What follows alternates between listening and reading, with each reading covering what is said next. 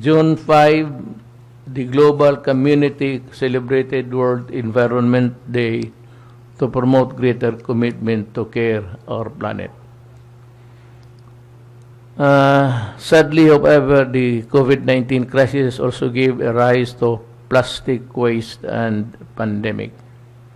The popularity of delivery of services has produced considerable solid waste, such as the delivery of packaging of both food and non-food products.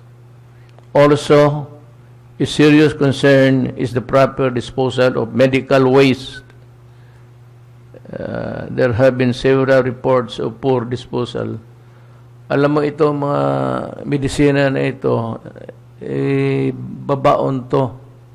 I remember one time when I was mayor, parang isang nurse, dyan lang sa Talomo area, sa beach, doon siya naghukay doon sa sand at doon niya inilibing. That is not the proper way to do it. You might as well wait for the garbage men to lock the garbage and balutin ninyo yung mga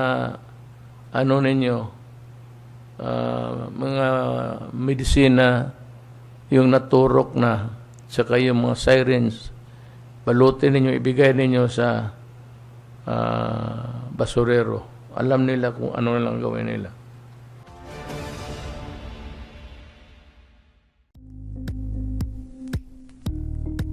Thank you for watching Politico TV. Please like and subscribe to our channel for more videos.